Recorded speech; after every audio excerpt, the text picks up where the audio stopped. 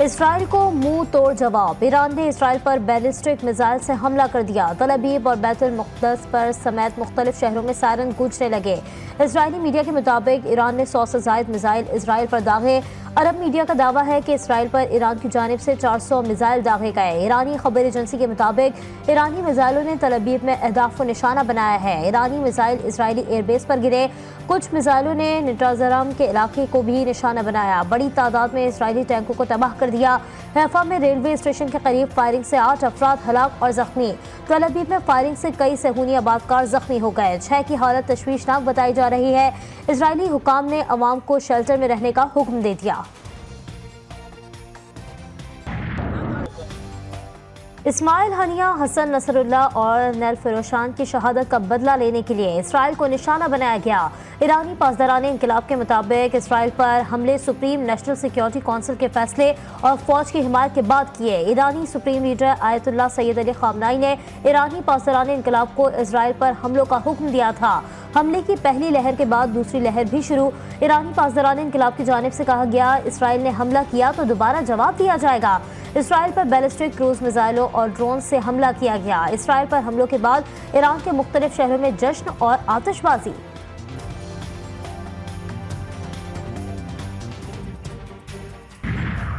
ایرانی حملوں میں اسرائیلی فورسز کا نواٹم ایئر بیس مکمل طور پر تباہ۔ سید حسن نصر اللہ کو ٹارگٹ کرنے کے لیے اسرائیلی طیاروں نے نواٹم ایئر بیس سے ہی اڑان بھری تھی۔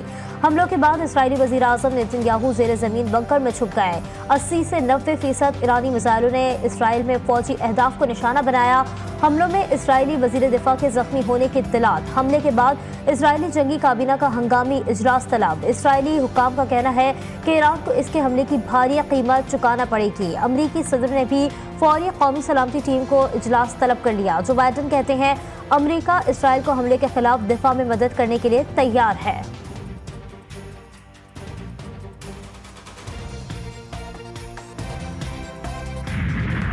ایرانی صدر مسعود پزشکیان نے اسرائیل کو خبردار کر دیا۔ اسرائیل کو ایرانی مفادات اور شہریوں کے دفاع میں فیصلہ کن جواب دے دیا۔ اسرائیلی وزیر اعظم کو یہ جان لینا چاہیے کہ ایران کسی بھی خطرے کے خلاف مضبوطی سے کھڑا رہے گا۔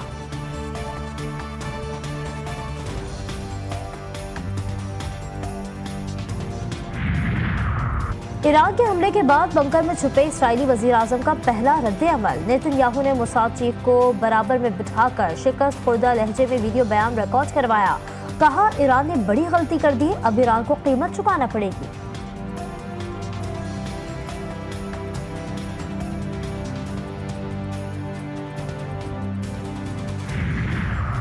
ناجائز ریاست پر شدید حملے کے بعد ایرانی سپریم لیڈر آیت اللہ خامنائی کے پرسنل سوشل میڈیا اکاؤنٹ سے انتہائی معنی خیز تصویر جاری۔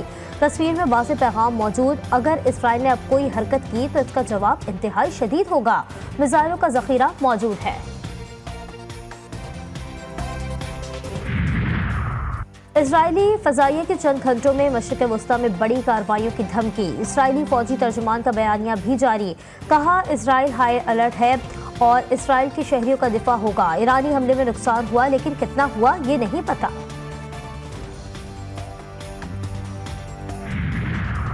برطانوی وزیر اعظم کو ہزاروں فلسطینیوں کے قاتل معصوم لگنے لگے۔ ایرانی حملے پر شدید رد عمل۔ کہا، ایران نے معصوم اسرائیلیوں کو نقصان پہنچایا اور خطے کو جنگ میں دھکیلنے کی کوشش کی ہے۔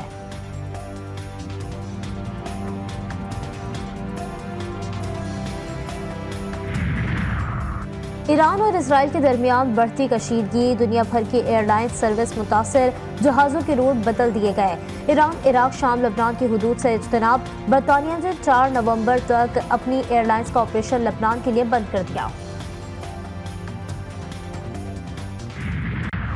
اسرائیلی فوج کے زمینی راستے جنوبی لبنان میں پیش قدمی۔ صہیونی فوج کی بھاری اسلحہ اور توپوں کے ہمراہ جنوبی لبنان میں داخل ہونے کی کوشش۔ کولا بارڈر پر پہلا حملہ، اقوام متحدہ کی امن فورس اور لبنانی فوج بھاگ نکلی۔ حزب اللہ کے مجاہدین نے زیرو لائن کے چیک پوسٹوں پر پہنچ کر کمان سنبھال لی۔ حزب اللہ نے اپنے رسوان فورس کی ویڈیو جاری کر دی۔ ہم تمہارا مقابلہ کرنے کے لیے تیار ہیں۔ اسرائیلی افواج کا پیغام، صہیونی جنگی طیاروں کے جنوبی لبنان سمیت مختلف علاقوں پر حملے، بمباری میں 100 سے زائد افراد شہید، درجنوں زخمی۔ جنوبی ریاست اور جنوبی ریاست کے شامی دارالحکومت پر بھی وار۔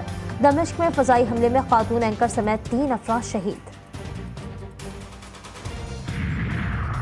حزب اللہ کے میڈیا تعلقات کے عہدیدار نے اسرائیلی دعویٰ مسترد کر دیا۔ محمد عفیف کا کہنا ہے کہ لبنانی سرحد میں دراندازی کا صہیونی دعویٰ سراسر غلط ہے۔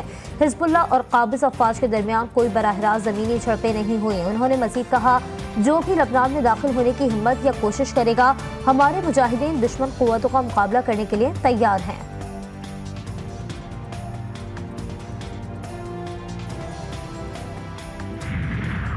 اسرائیلی فوج کے غزہ میں حملے جاری۔ نصیرات میں رات گئے حملے میں ایک ہی خاندان کے 11 افراد سمیت 32 فلسطینی شہید۔ نصیرات میں تازہ حملوں میں 13 فلسطینی جان سے گئے۔ غزہ سٹی میں بھی اسرائیلی بمباری، شہداء کی مجموعی تعداد 41,638 ہو گئی۔